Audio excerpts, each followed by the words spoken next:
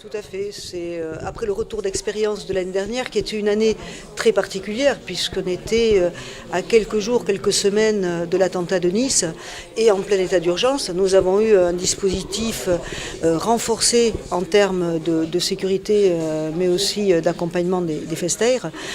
Nous avons bien sûr toute l'année travaillé sur l'évaluation du dispositif et grâce à ce retour d'expérience, nous avons pu construire un dispositif optimisé, renforcé pour gagner en efficacité, en efficience.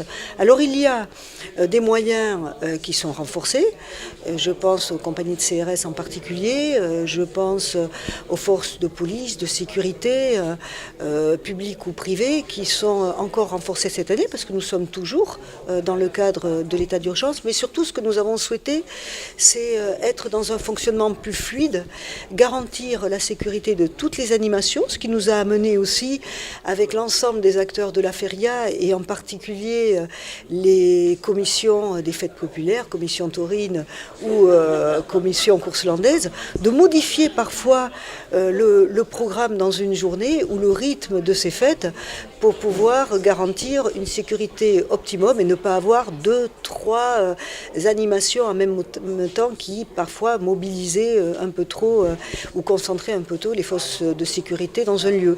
Donc nous avons revu finalement l'intégralité et essayé de gagner en efficience à partir de moyens certes renforcés, mais surtout mobilisés un peu différemment. Présente, mais discrète. Je crois qu'aujourd'hui, les gens ont conscience aussi du contexte dans lequel nous vivons depuis 2 ans tout au moins. Je crois qu'ils ont conscience du risque et ils ont en même temps très envie de continuer à vivre.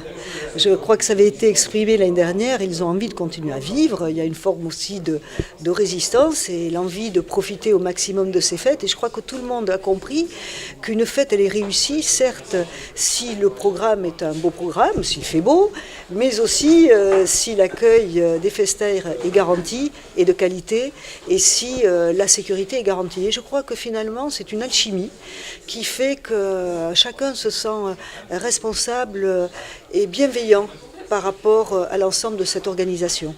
Et plutôt rassuré. Il ne faut pas oublier que ça fait 8 ans que j'étais première adjointe au maire et qu'à ce titre, bien entendu, j'ai participé toutes ces dernières années à l'organisation de la feria. Bon, peu de choses sont nouvelles pour moi. Depuis 3 ans, j'ai participé en tant que présidente de l'agglomération, puisque l'agglomération aussi intervient dans le cadre de ces fêtes. Alors c'est une émotion en revanche particulière, puisque cette fois-ci j'ai aussi conscience qu'il n'y a plus personne au-dessus. J'ai l'entière responsabilité, mais il y a une forme d'émotion, de sérénité, parce que j'ai été très bien accompagnée tous ces derniers mois par l'ensemble des services, que ce soit les services municipaux, les services de l'agglo, les services de l'État, mais aussi l'ensemble des acteurs de façon générale de la feria qui orchestrent de façon magistrale l'organisation de ces fêtes, qui m'ont accompagnée. Et aujourd'hui, je suis à J-3, je crois.